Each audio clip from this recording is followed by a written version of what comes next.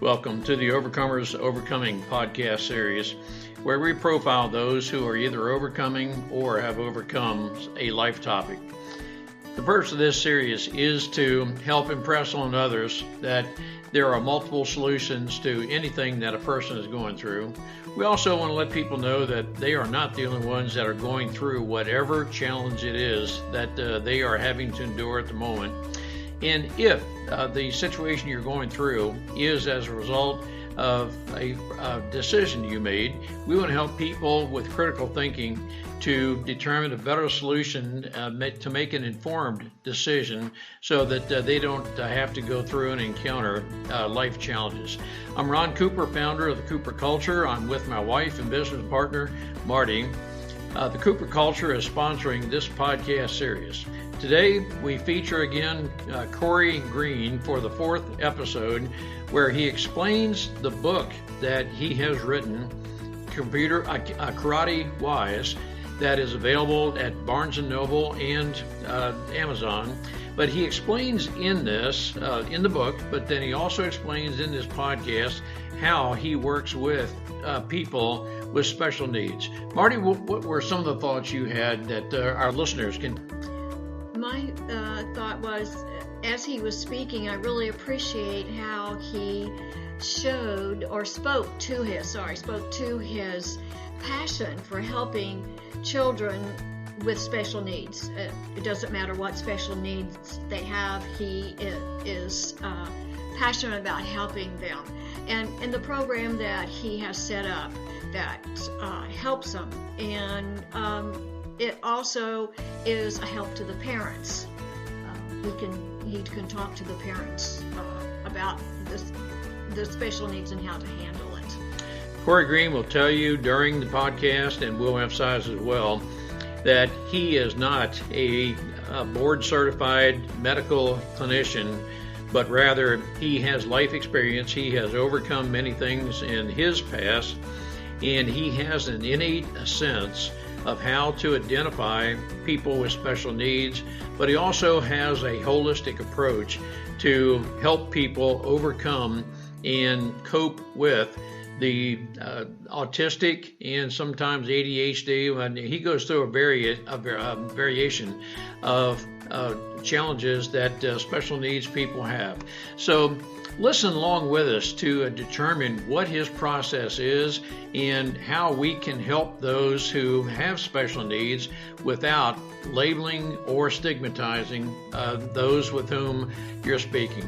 So Marty, I was just captivated by his sense of how he can work with these kind of people. So let's listen together and see if we can learn just what it is that we can take from this. Hey folks, it's glad to have you back with us. Corey Green on the fourth episode.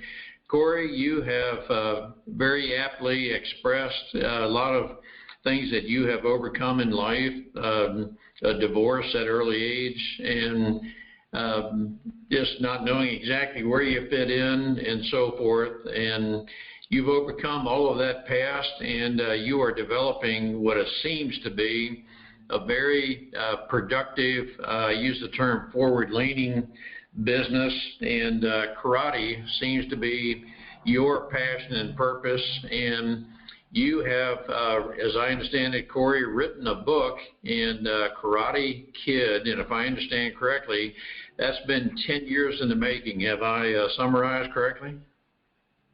Yeah, pretty much, yes. I wanted to say that the book, by the way, thank you again for having me on. It's just been always a pleasure to work with you, Ron, and tell everyone the good news. I wanted to say about the book, though, that when I first started getting the idea for it was back in 2008, and it took 10 years to finally publish it. Yes, you're correct. And keep going, though, Ron. Okay, well, Corey, that's great.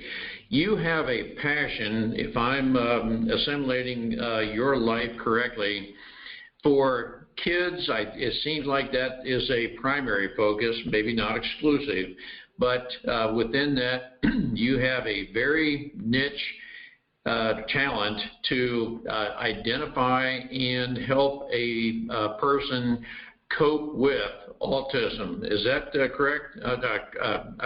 Correct assimilation, Corey? I think, yes, that's correct. Yes. And Corey, for Marty and me and other listeners, am I also correct that autism is never cured? You just learn to live with it. Is that also accurate? Yes, you have to have some kind of coping mechanism or mechanisms to, get through this life. So everyone has to have something, and even people with autism have to have those things as well. Great. And Corey, for those with autism, and if I understand correctly, there are varying degrees or spectrum of autism. How would a person learn to cope with autism? And now I'm addressing what the end result is that you can achieve through karate, but how would a person be able to cope with autism, whereas if they had not gone through your training, they would not be able to do, and then fill in the blank as well? I think what it comes down to is being able to have an outlet for your expression of yourself. Whenever you are told often when you're growing up, keep your hands to yourself, the opposite usually is what you want to do. Going against nature, because nature, kids want to, kick and punch and stuff like that, and they also often see that, so they will, act that out. Even people with autism. But the thing with people with autism, this ends up being more of a therapy for them, because when you have someone that they approach them in such a way that you can sense the empathy with them, there's a difference between empathy and sympathy. Let's go over that real quick. Sympathy is how you feel about someone. You feel sorry for someone because of what they're going through. But what we really need to feel is empathy. Because when you have empathy for the other person, then you can understand their position, the follower's position. And when you do that, the person with autism can sense it. They can sense sincerity more than most people can. And I think what happens is when you go into that environment and you're sincere and you help them and you build them up and you care about them, then they will grow as well. You just have to work with them. And I want to tell you a real quick story that happened not just long ago, where the parent at the end of the class, after 8 weeks of one-on-one with this guy, teenager, his mom said, "Can I just give you a hug?" And I said, of course, And so she gave me this hug because she says, "I can see it. He's changing. He's coming out of his shell. He's becoming more open to conversation, social interactions." And it's not just kids with special needs. I have parents same week said, "My daughter, he's Spanish. My daughter, she was really shy, but now she's outgoing, and she does, and those are the things that brings out in the person, the natural self, just magnified." Does that make any sense? It does, Corey, and I'm just very curious from maybe a couple of different perspectives. One of the identifying characteristics, if I'm understanding autism correctly, is autistic people have maybe a little bit of a challenge socializing and interacting with people. Is that correct? Absolutely. That's something we have to think we need to give them slack on. Because they don't learn the same way neurotypicals do. So therefore, their speech patterns aren't exactly right. But if you go ahead and look into different actors and actresses, you're going to find a lot of people that have autism that are really well known. People have said that Dan Aykroyd had autism. Sure. You wouldn't have known that. Or the man that played Silence of the Lambs, Anthony Hopkins. Same thing. So it's people you don't suspect. And so those people were able to cope, but I think they were able to hone their circumstance to where they were crafting their own life, and that's how some of these people became so successful. So here's the thing. People with autism are going to help create the future. And I don't know if you understand that, but they really will, because they are that analytical. They understand things a lot different than we do, to a deeper level than we do. So we have to try to understand what they're saying. And, sometimes you meet some people that, don't really have their thoughts organized. But you do meet people that very much do. So I think we need to listen to them, because they probably have a lot of important things they need for us to hear, and we need to listen and just absorb what they have to say. Yes. Corey, let me take a little bit deeper look into this. You clearly understand people who are autistic, and you can, my guess is, within perhaps a couple of minutes, maybe not even that long, identify a person who is autistic. I think what I'm hearing you say is the autistic person knows they're different, but they don't know exactly how to express how they're different. Perhaps they process information, verbiage, differently than a person who is not autistic. Is it incumbent on us to understand the autistic person and know how to adapt and relate to that person? Is that what we need to do? I think so. You have the different degrees of personality traits. There has to be something along the lines that also fall under people with personality traits with autism. Let me give an example of something that I found that's really interesting, a pattern of. I've taught a lot of people with the name Ryan or Alex or Jacob. And all those people that I taught, vast majority had autism. I don't know why, but that's true. So, my point is people with autism personality that you can identify. If someone's really shy and they don't want to look you in the eye, but they're smiling and looking away, someone might think, oh, that person's creepy. But then if you know what's really going on, you're like, oh, wait, they might have autism. So let me see if I can figure it out, but not be rude about it. Don't stare. But you have to listen to how they have a conversation. There's certain people that I meet that have speech issues. For example, little children, they won't say yes, sir. They'll say yes, sir. Okay, and I met a boy that was almost teenager saying yes, sir. And I thought that's interesting. I thought by the time he was that age, he would be saying sir, because speech therapy obviously was not really working, or he didn't get that help like he needed, and that's something he'll get teased for because of the way he talks. But again, instead of getting teased for it, maybe we should make people understand, hey, there's more going on than you realize, so maybe you should cut them some slack. Right. Corey, this is just a wonderful talent that you have, that you're able to identify, but even more importantly, what's equally important, you're able to work with autistic people. And is it a combination of your social skills in addition to karate that complement each other, that help this autistic person adapt to life? I think so. And, I challenged myself along the way. And I had an opportunity to do hosting at one time for several years, actually, on local PBS station. And I didn't like getting in front of a camera. And this is all live TV. So I think by me challenging myself, I had to take myself out of that comfort zone and put myself out there. And I didn't know why I was actually doing all that at the time. I thought, this is just a good experience. And I didn't tell you this. I used to be a radio DJ at one time, too.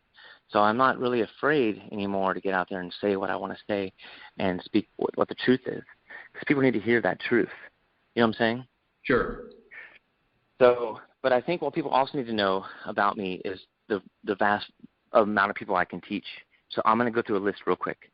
I can teach students with all levels of autism, including, of course, low functioning, nonverbal, people with Down syndrome, Costello syndrome, Kabuki syndrome, cerebral palsy, spina bifida, PDD-NOS, which is pervasive developmental disorder, and then also not otherwise specified as what NOS means, ODD, which is oppositional defiance disorder, ADD and ADHD, which I personally consider that to be a special need, blind, deaf, wheelchair bound, and even people with multiple diagnosis, children that have like ADHD and autism, or all those different letters put together.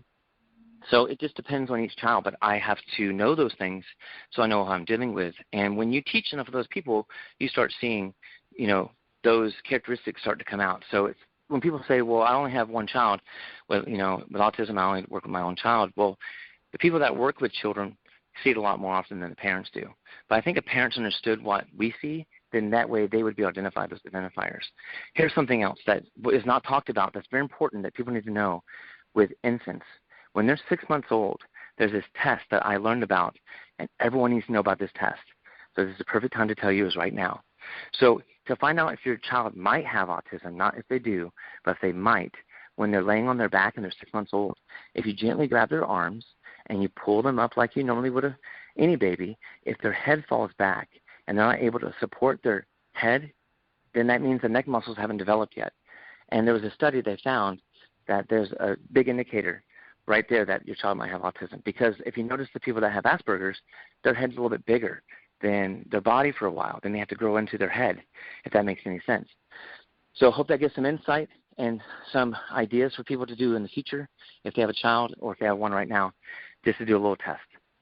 No, that's just great, Corey. It seems from my perspective, Corey, that we are either identifying more people than we have in the past with autism. And I'm curious from your perspective, is a greater percentage of people born autistic, or do we have better test methods to where we're able to identify better?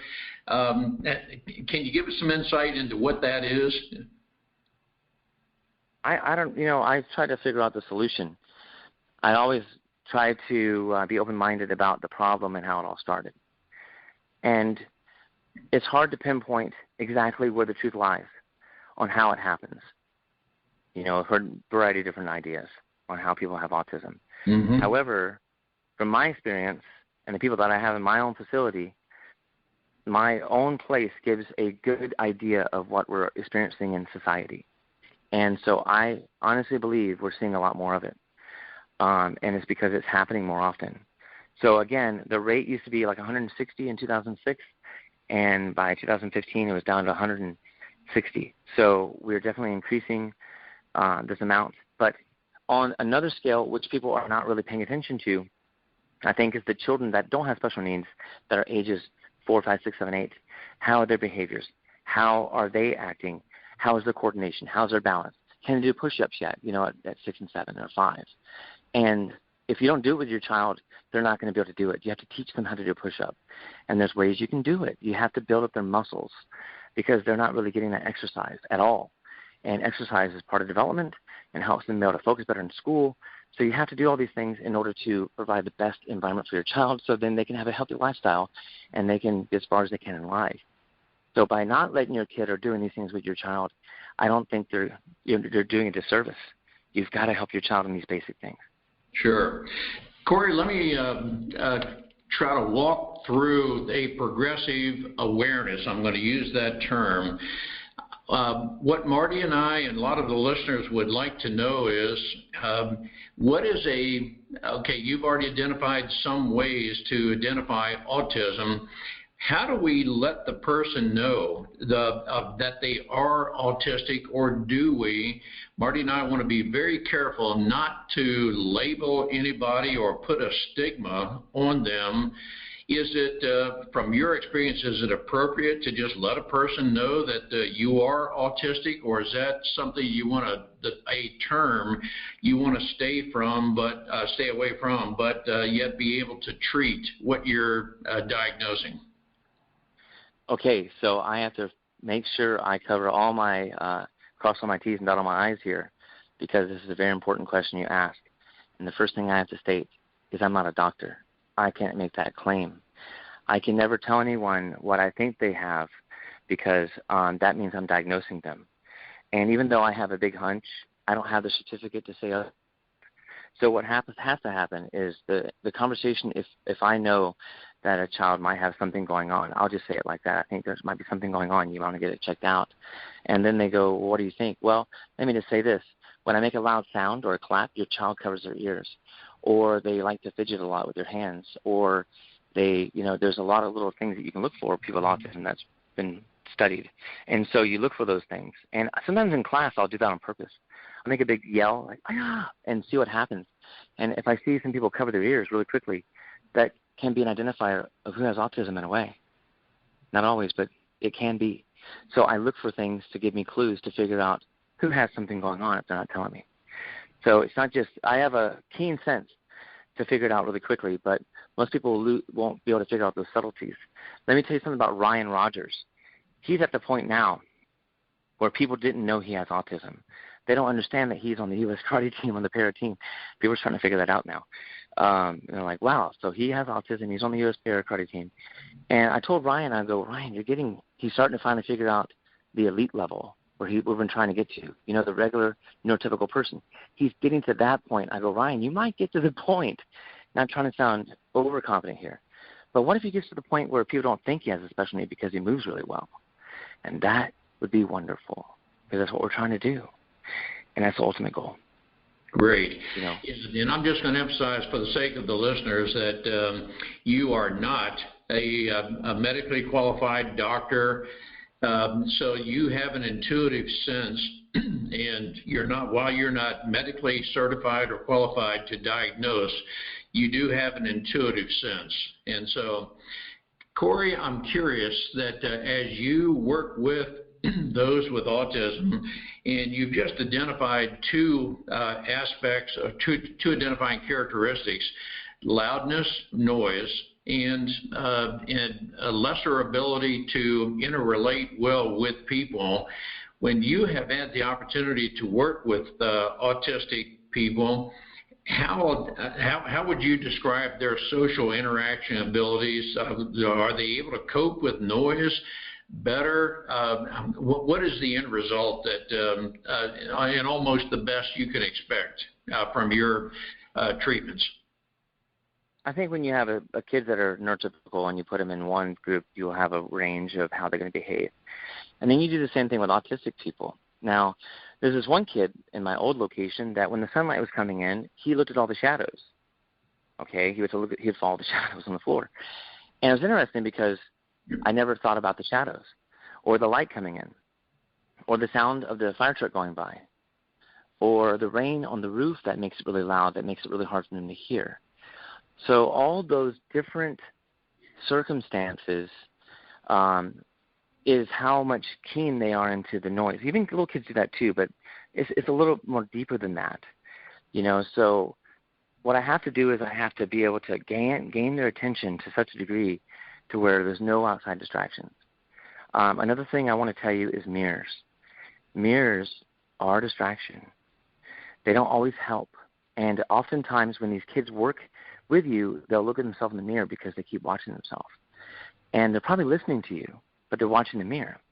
And as you teach people martial arts, they can't look at themselves in the mirror when they're fighting an opponent. And that's exactly what they'll do when they spar. They keep looking at themselves in the mirror. So one of the tips I'll tell people out there in the world is this: cover the mirrors up, and you'll get at least double the focus.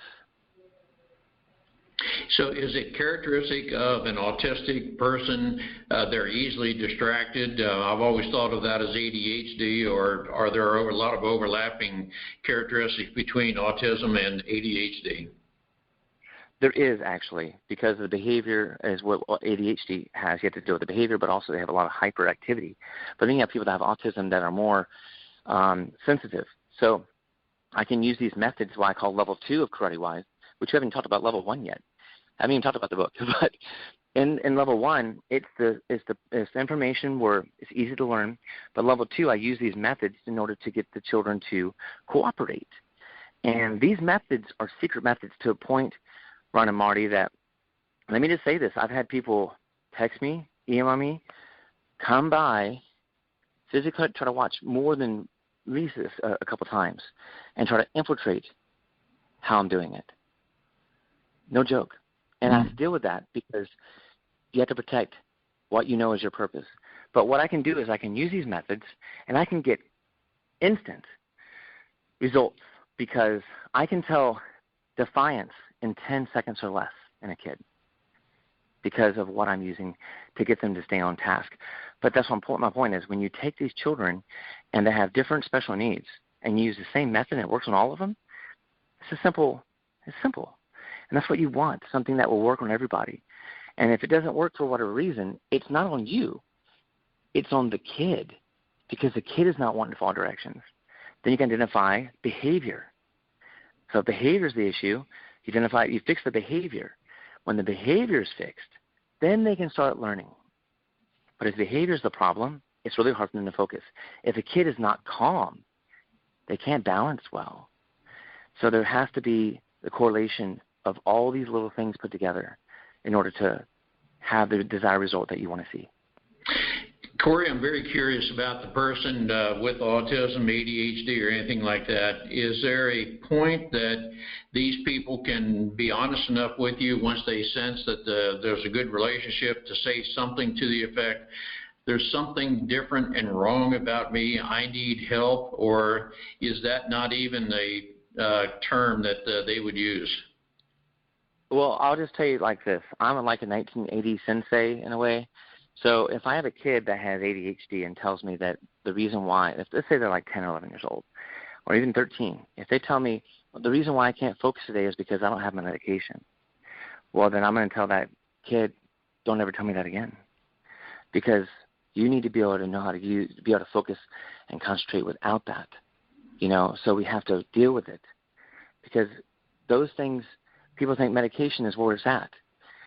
Well, people are talking about the holistic way of doing things, the things that are not going to hurt them, that won't make them long-term, addicts on these medications. So my point is that self-regulation has to be taught, and they have to understand how to do that themselves.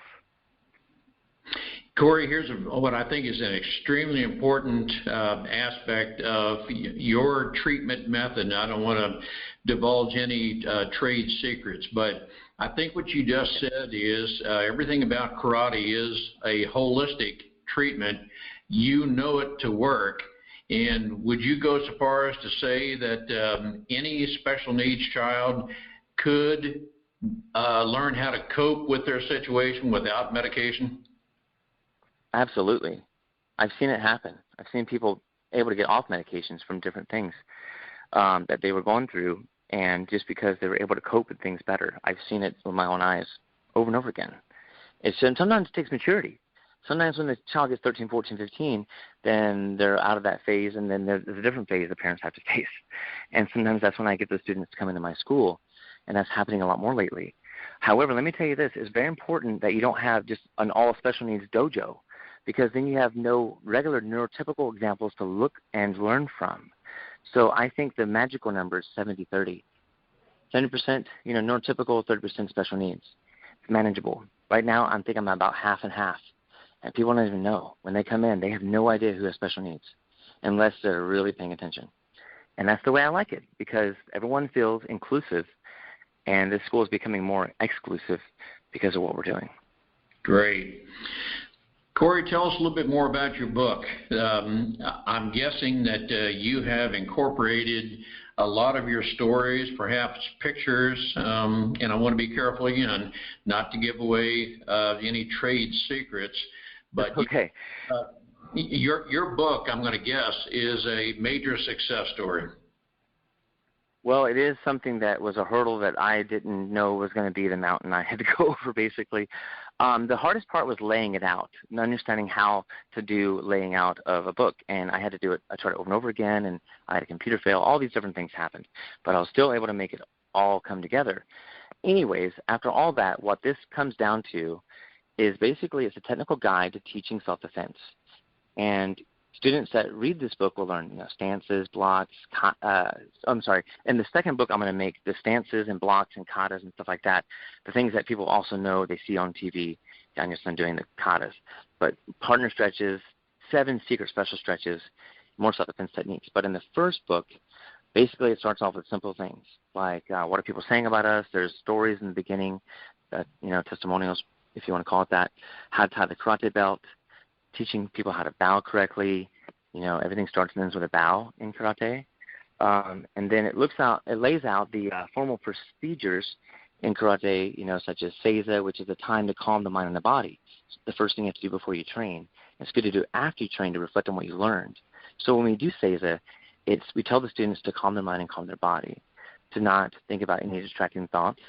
They don't need to be thinking about friends or games or toys or anything like that. They need to be clearing the mind of anything and just trying to relax and enjoy the training. And then when they open their eyes, and then they're ready to train, basically. There's no religious beliefs taught in the classes. Then once you get further along, you get into learning about warming up and stretching, and there's special stretches, runner stretches. Then we dive into how to make a punch, how to make a fist, and then go over balance, things you need to do to have better balance, 6 things you have to do, how we handle discipline in the dojo, and then we go into kicking. Now, if you ever watched Karate Kid, the movie, I watched it many times, and if you ever watched Daniel-san in his hotel room, his apartment, he was kicking, and when he would kick, he was looking at this book that had like 4 black and white pictures. Well, my book has over 100 pictures in the kicking section alone. There's 1,200 pictures. It's 312 pages. It's 8.5 by 11. So what this book has is more than just that: combinations, counterattack, self-defense. The self-defense techniques are 13 self-defense techniques that everyone should know how to do, some basic things. You can't put everything in a book.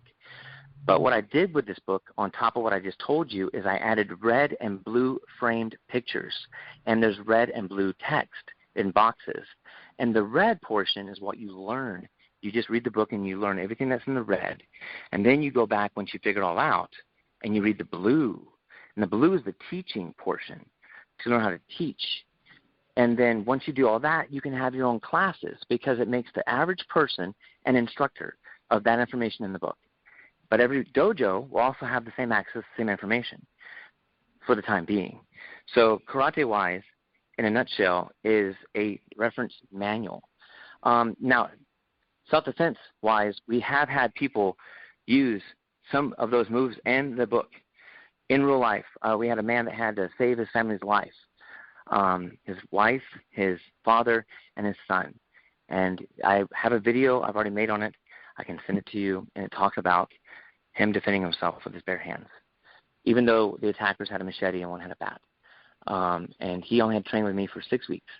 And 3 weeks in, we started doing self-defense, and he had, like I said, 3 weeks later had to use that in his own home at 2 o'clock in the morning. So, yes, what I do really works. Hey, that's great. Corey, let our listeners know the title of the book and where they can get a copy.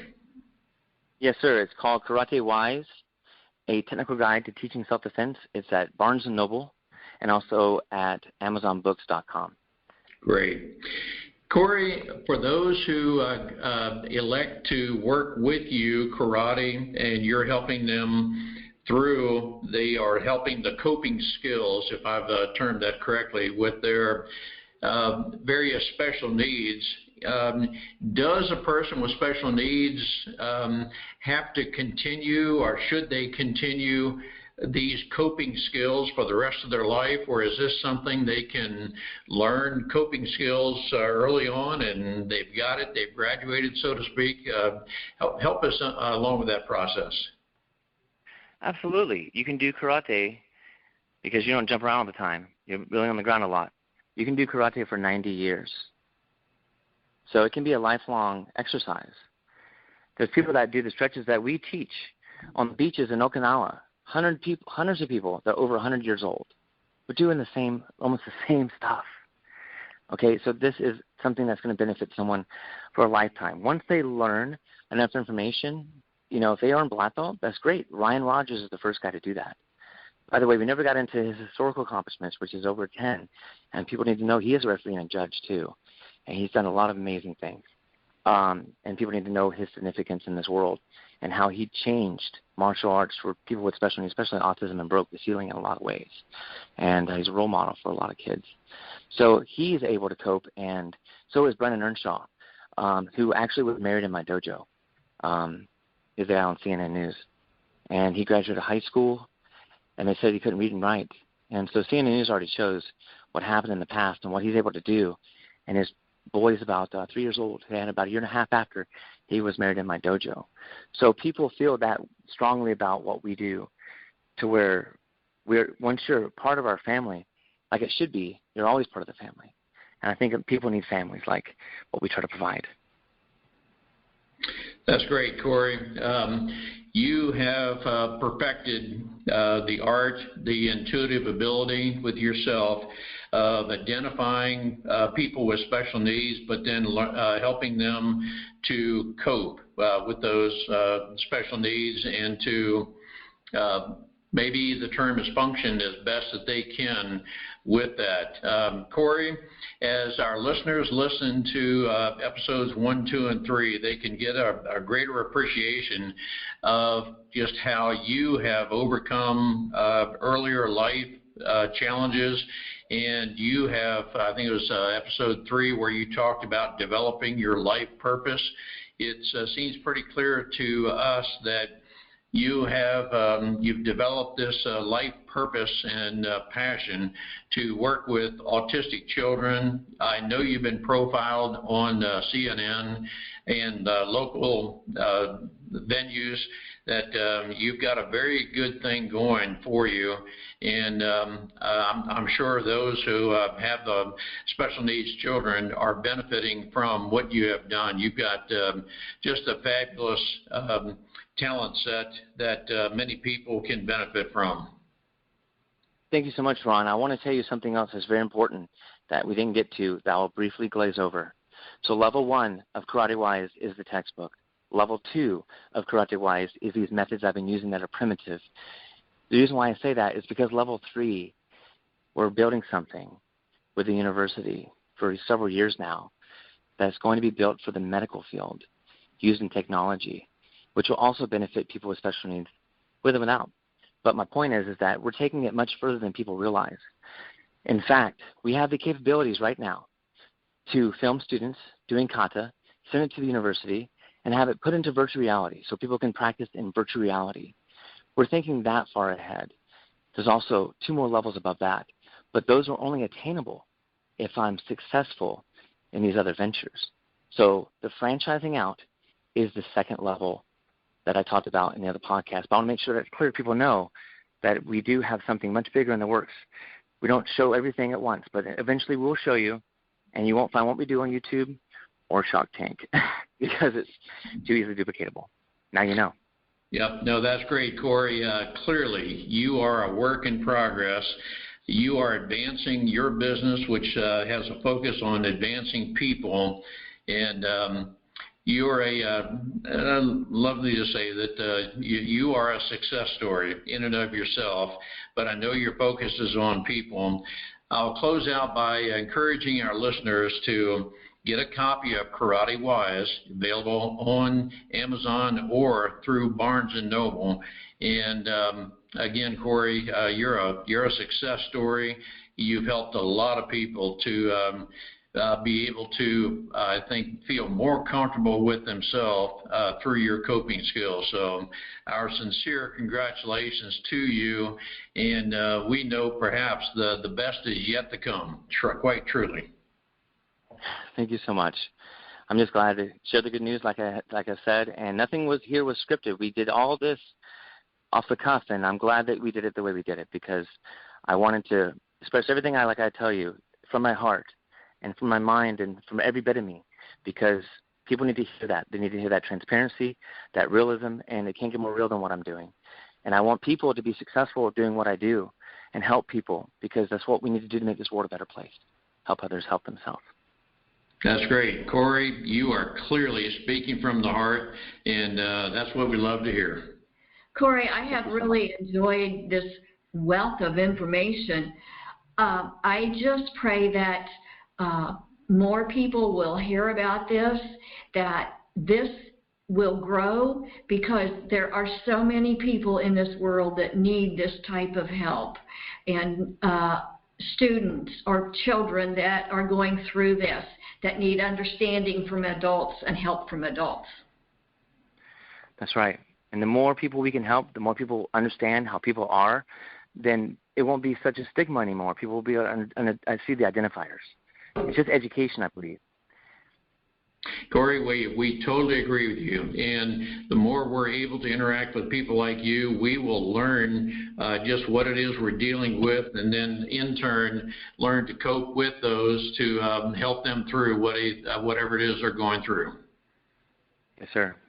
That's what we're trying to do. Absolutely. Great. Corey, thank you so much, and we look forward to following your progress. Thank you so much. It's been an honor to be on your show. Great. We hope you sensed Corey's passion to reach out to those with people with special needs. He has developed this innate sense over a period of many years, having overcome obstacles in his childhood, and he has a deep passion, as I hope you sensed, to reach out to others, to pass forward his life experiences, to help those with special needs to be able to cope with and be able to just live a life that is approaching its full potential. Corey has that innate sense to be able to identify the special needs and to holistically meet those needs. Again, we want to emphasize his book, Karate Wise, that is available through Barnes & Noble and Amazon. We hope that you will consider getting a copy of that book and learning some of the techniques that he has to help people overcome special needs. We also hope that this podcast series, Overcomers Overcoming, will warrant a 5-star rating and that you'll want to subscribe to this series. One of the attributes that is very common throughout this entire series is relationships. When we are able to develop a relationship with others, that is a very genuine, effective relationship, one in which people know without having to continuously state the words, I care. That's when people know that you genuinely want to reach out to them with a genuine friendship and relationship. We want to introduce to you the digital course that Marty and I have put together on relationships, and it is a study of human behavior, personalities, and it's a very useful way to identify and adapt to different people. As we are able to adapt to different people's needs, we are able to more effectively reach out to others and help them over any of life obstacles, any challenges that they may feel that they're just lesser able to overcome on their own. Together, we can accomplish much. And we hope that you will want to join us in the relationship series to reach out to others, not only those with special needs, but everyone who has a need, and quite honestly, everyone has a need to have a genuine relationship. So thank you for joining us. We hope that you will continue with our series of Overcomers Overcoming. Subscribe to the series, and we would like to engage with you. What are some avenues of identifying people's needs, whether there are clinically determined special needs or otherwise? Let's share together. One of the greatest benefits of this podcast series is the collaboration of those engaging with each other, and we learn through our life experiences. So join with us. Contact Marty and me at 410-586-1875 or by email, ron@thecooperculture.com or Marty, M-A-R-T-Y, at thecooperculture.com. We look forward to engaging with you, and we can all learn together from your insights and life experience. Great to have you with us.